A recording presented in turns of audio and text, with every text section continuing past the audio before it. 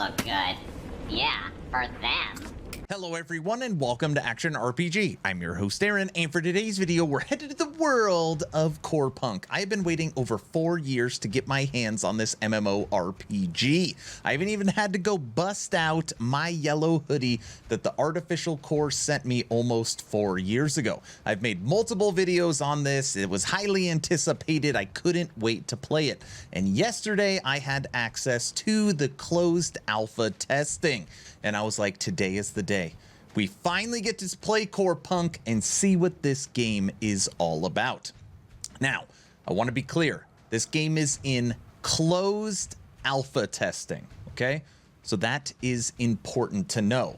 Also, this is a first impressions video. I have only played the game in-game for 5 hours, all right? Lastly, there is going to be a lot of feedback inside of this video, and I'm giving this feedback because I want this game to be great. I'm rooting for Artificial Core to make an awesome isometric MMORPG, which is Corepunk, all right? So just know that this criticism is coming from love, all right? I just wanted, this is not a sponsored video. I just want them to succeed. Here is my Aaron RPG boy. We're gonna log into game, and yes, I played for 5 hours and we were only able to accomplish level 4. We are now logged into Corepunk and we are at the first town. And now the first thing I want to showcase is early game speed, okay? Now remember, this is an isometric view. It is not first person or third person, so maybe you feel a little slower, but this right here is your movement speed. When I was streaming, there was a bare minimum 10-15 people that are like, why in the hell are you running so slow? Now, obviously, they want the game to feel slow. This is a full-fledged MMORPG, and it's supposed to be very, very difficult. And there's going to be ways to boost your speed later in game. But again, early first impressions, at least the feel. It feels like you're running in sand or you're covered in molasses. I don't know. You're just like, you are very, very slow. This is your movement speed. Moving on to my next point, and again, this is early game difficulty. It is really, really hard. Playing the game solo compared to playing it in a group is a completely different experience. And you're probably thinking, Aaron, no duh, of course playing in a group feels different than solo. No, no, no. Playing solo is almost impossible early game because you fight enemies in threes. So if you're a level 1 and you're fighting 3 enemies at level 1, most of the time you will die, or you will end up having to run away really far before the enemies stop chasing you. Playing in a group is almost required for Corepunk, at least in my experience playing early game. Now, right now I'm level 4. And I'll show off a little bit of combat here.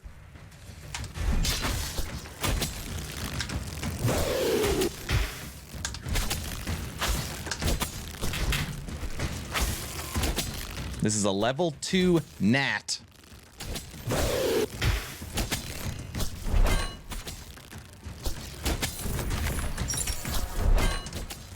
Pretty exhilarating stuff. And this is only 2. Again, normally you fight them in threes.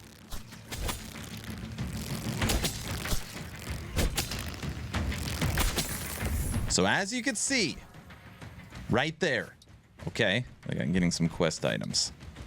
I fought 2 level 2 gnats. Imagine if there was a third one. I'm dead. I am dead. The next point I want to make is how tedious Corepunk is. Now, obviously, after that combat, I need to get my life back up because you need to be full life for every single time you want to fight. And it'll never go up. It'll just sit there like this. Now I can go into my inventory and I could eat something. Can't eat the caterpillar because I need that for crafting. Can't eat the hazelnut because I need that for a quest. So I will eat an egg. Ready? I'm at 149 health. I need to get to 480. Look at how fast it's going up. That egg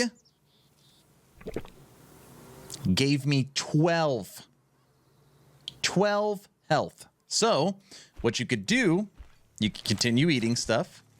You could make yourself a campfire, or you can go to town because there's a place where you can heal in town. Ready for this? But I can't teleport to town. You can only teleport to town every 30 minutes. And I used this 25 minutes ago. So I still got 5 minutes left on it. So, okay. We are going to use the pace that I showed you earlier, and we are going to run to town to heal up. I killed 2 gnats. I ate an egg, and now I got to run to town. There's also no map overlay, so I got to hit M over and over again because I can't hit tab. I know, it's not an action RPG. And we're going to run to town. All right, we're just going to follow this trail. Just takes a little bit. Now, while we're running, I will say visuals, scenery, how you interact with the environment as you walk through it. It rains sometimes, the sun is shining sometimes, it's got environment to it. I think visuals on the game are actually pretty good. Now, obviously, you're looking at that kind of Torchlight, World of Warcraft vibe when it comes to visuals, but I think it looks good and the game runs smooth from a performance standpoint. Okay? So it's not all bad. I think visuals and the way the game's running is pretty good. All right. We've made it to town. Now we're going to go right here. This is Big Mama's place. And this is normally where you see other people. Right now, there's nobody here. You ready for this? We have 161 health. Campfire. Now look at my health. It ticks up 2 at a time. Also, it will not continuously go. It'll fill the bar a little bit, then you have to get up, and then you have to sit at the campfire again. Then you have to get up, and then sit at the campfire again. It will not just continuously fill. Watch, I will show you. Very, very tedious. And this is because I killed 2 gnats that were 2 levels lower than me.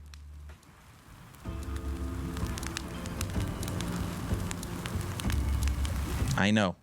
It's exhilarating. As people in chat were saying yesterday. And health is up to 300. And we're done healing. It stopped. So now you got to get up and then run back and click on it again. And now I am healing again. Very, very tedious. Now let's talk questing inside of Corepunk, which is unequivocally the worst experience in early gaming. I was partying with some people yesterday on stream, and one of them was even saying, I want to kill myself playing this game. Another one said, I am going to uninstall it and never play it again. I just tried to tell them, of course, this is alpha testing, but it was that level of frustrating. Now, I'm going to explain why questing in this game in its current state is so bad. Now, if you have played an MMORPG, which I'm sure most of you have, normally early quests are boring, but, you know, they're pretty easy to do. It's go kill 10 wolves because they're killing my livestock. Go gather flowers for my wife. They're these tedious, stupid quests, but they are easy to achieve, and you power through them. Not in Corepunk, okay? There is almost no direction. So listen to this. This is the leaky pipe quest. Find and replace leaking pipes with new ones.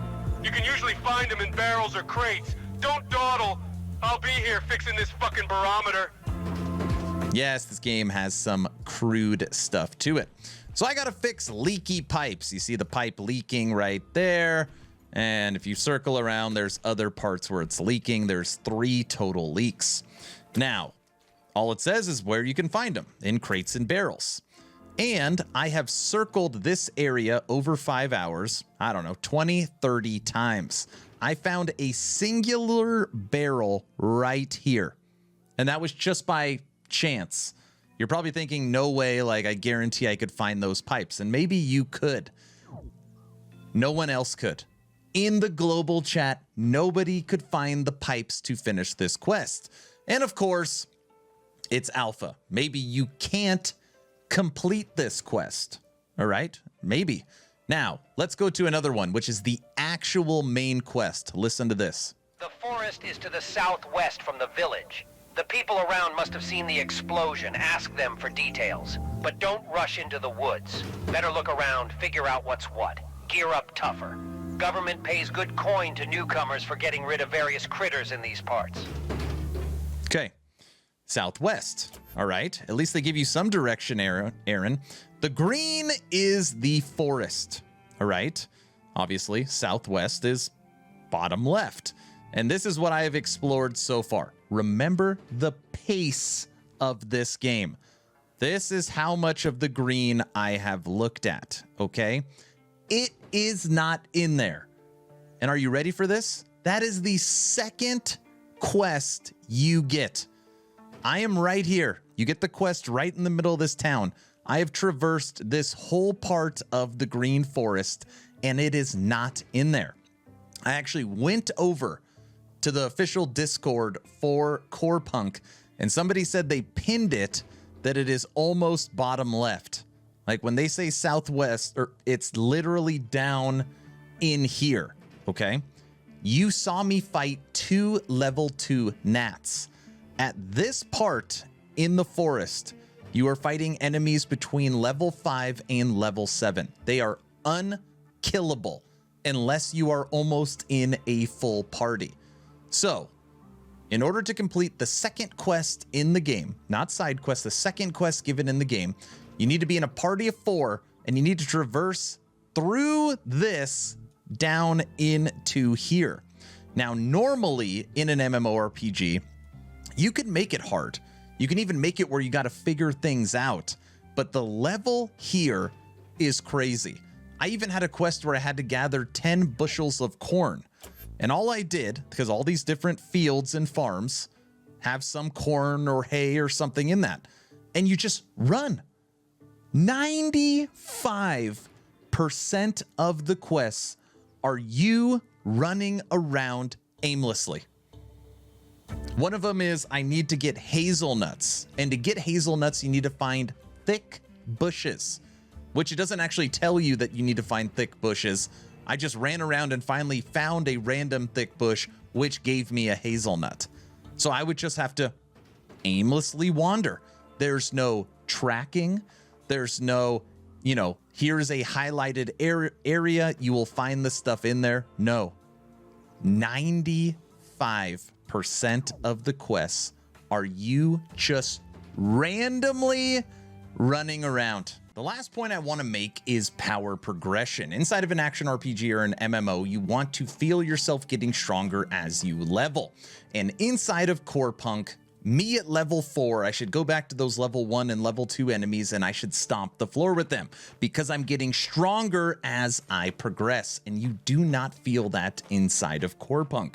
When you hit H, it pulls up your character. And when I first looked at this, I was like, oh, cool, it's got 8 gear slots, which is true, but these are cosmetic gear slots. I just purchased a helmet, I guess, and there it is. There is my helmet. It ups my PvP rank or something. And the cosmetics look pretty good. I mean, as far as how they look actually on the character, it's kind of neat, but they're not going to make you stronger. They're just going to make you look cooler. And when you click on the map, up here you have talents that are locked, weapon mastery that are locked, guild statistics, and achievements. So I'm sure this up here is going to add to a lot of different character progression. But at the beginning, you at level 1, really compared to me at level 4, you almost feel the exact same. Down here are your skills. And right now I have 3 unlocked. I have Shield Bash, I've got Catapult, and I've got Spear Throw. Every time I level up, I get to put 1 point into each of these. And so far I have 2 points into Spear. But there's no way to actually pick what skills I want or change the current skills for what they do. I'm sure there's got to be some mechanic later on seeing as this is a full-blown MMORPG. But the power progression, at least at the beginning, not good. Final thoughts, and this is really for Artificial Core, the studio behind Corepunk. Early game experience, fun factor, getting people hooked into this world and this MMORPG. 3 things you can do that would make such a big difference. 1, you need to tick up movement speed, okay? You got to make us a little faster. And I'm reiterating again, not zoom like an action RPG, but we do need to run just a little faster, maybe 5 or 10%. And on top of that, when it comes to movement speed, the 30 minutes you have to wait to basically use your town portal or go back to your last spot should be 15 minutes. It should be easier to use that and should be able to use it more often, okay? So that's point number 1.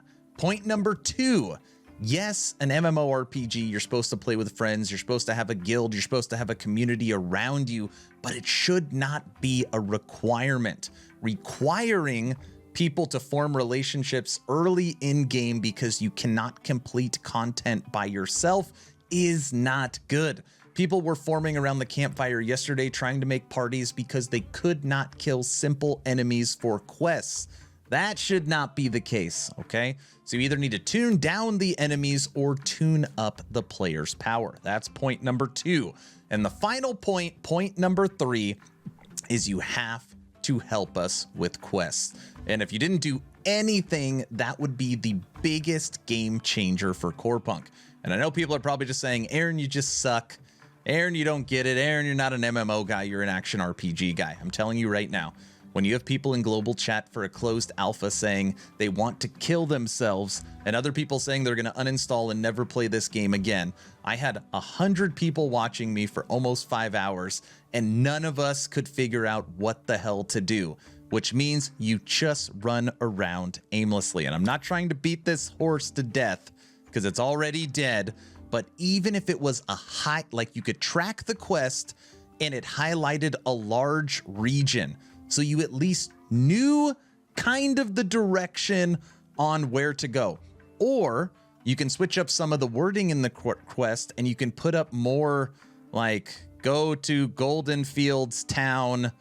You're going to find it next to this building, right? And then the things right next to the building. Like the quest needs some form for players to actually figure out and do them. It is the most mind-numbing, most horrible gaming experience I have had a long time. 95% of the time you are wandering the map, and if you accidentally run into an enemy, you just have to run back to town.